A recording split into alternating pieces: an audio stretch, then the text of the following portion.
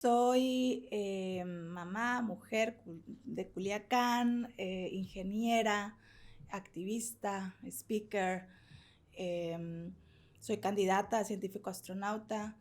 em, Me he dedicado toda mi vida a perseguir mi sueño de algún día ir al espacio, pero en el camino también tratar de contribuir de alguna otra manera en el sector espacial, ya sea con satélites o incluso haciendo toda la parte de divulgación de STEM, específicamente aquí en México. Tratar de contribuir con mi experiencia tanto a las instituciones oficiales aquí dedicadas al sector espacial en México, pero también directamente con las universidades y demás. Ahorita estoy viviendo en Holanda, ya tengo 10 años viviendo allá y pues me he dedicado a la parte de seguridad espacial. eh, y viajo mucho a México, siempre me mantengo en comunicación con el sector aquí en México y trato de aportar ir y venir. Digamos que estoy fuera, pero no he dejado México del todo. ¿Cada qué tanto vienes a México y específicamente aquí a Culiacán? ¿Cada qué tanto visitas? Antes de pandemia, llegué a venir al año hasta 6 veces a México. Después de pandemia he venido una o dos veces. Depende de la situación, pero sí, bajó el ritmo. También porque soy mamá, entonces pues también, como lo Se comentábamos complica. ahorita, se complica un poco la logística, pero sigo muy involucrada. Y antes de entrar a los temas, ahorita ya me surgieron muchas dudas con la introducción que diste. Platícame así brevemente, Carmen, ¿cómo fue tu infancia? Me intriga un poquito de dónde te nace esa pasión muy común. O sea, yo me incluyo en esa pasión. O sea, yo también, a mí me encanta hasta la fecha el espacio. Me declaro ignorante, pero es algo que me gusta, me intriga. Y obviamente de niño yo también soñé con dedicarme al espacio, con ser astronauta. Pero platícame un poquito cómo viviste tu infancia, cómo fue esa niñez que tú tuviste y en qué momento se te metió en la cabeza que te querías dedicar a lo que haces ahorita. Vengo de una familia muy numerosa en cuanto a tíos y primos, una familia grande. Mis papás tuvieron 5 hijos, entonces tengo 3 hermanos mayores, una hermana menor. Y yo creo que lo importante que yo puedo detectar en mi niñez es que mis papás siempre nos cuestionaron en cuanto a hacernos pensar hacia nuestro futuro.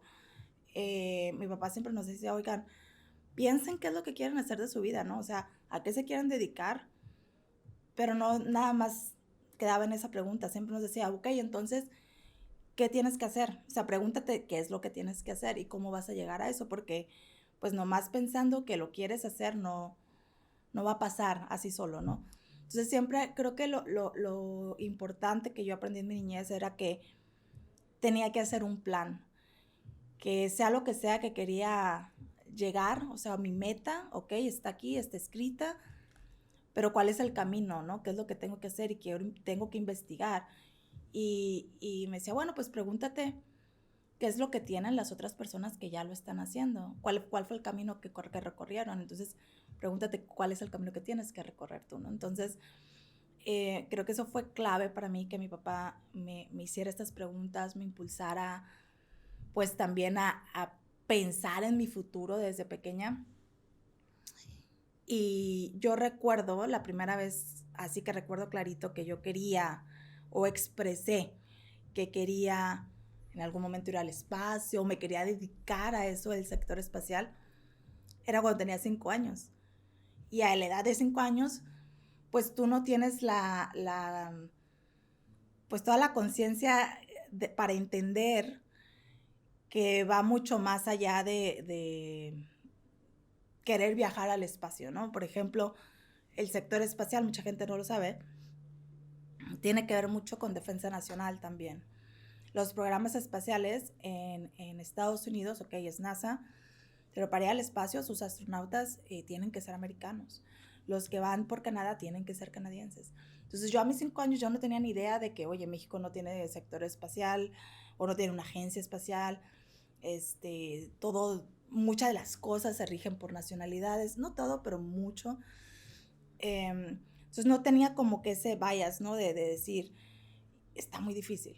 Yo decía, oye, a mi edad de 5 años, decía, bueno, porque si ya hubo personas que pisaron la luna, ¿por qué se han tardado tanto en construir una nave que vaya y venga y vayamos todos? Y como que para mí, ok, pues si como tomamos un camión, todo el mundo vamos de un lado para otro, ¿por qué no podemos ir de vacaciones, por ejemplo, a la luna? Se me hacía muy extraño que después de tantos años, porque se me hacían muchos a mí, no había evolucionado la tecnología para llevar a todos, ¿no? Entonces, creo que con esa inocencia fue como que yo creía, yo quiero en algún punto dedicarme a eso y quiero ser como las personas que en algún momento pisaron la luna o fueron al espacio.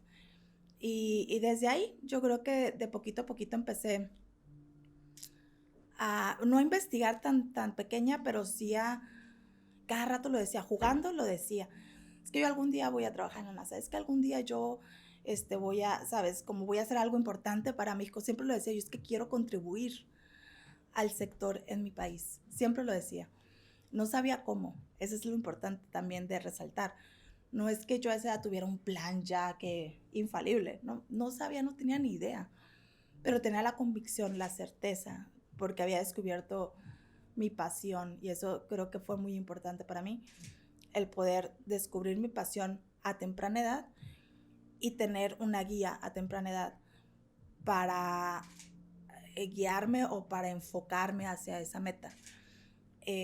Lo que yo recuerdo a los 12 años fue cuando activamente empecé a buscar historias de gente que lo haya hecho. Empecé a buscar cuáles eran los requisitos. Empecé, sabes, a hacer mi plan ya por escrito y eran a los 12 años. Entonces, recuerdo haber hecho una lista. Bueno, tener salud, saber natación. Una de las pruebas que le hacían a los astronautas era en la alberca. De buceo, tenía que aprender el inglés. Entonces, fueron cosas muy específicas. Y me acuerdo haber leído que tenía que tener la nacionalidad americana para ser seleccionada, por ejemplo, por NASA, ¿no? Y dije, bueno, pues no soy americana. Y de verdad, literal, taché ese requisito.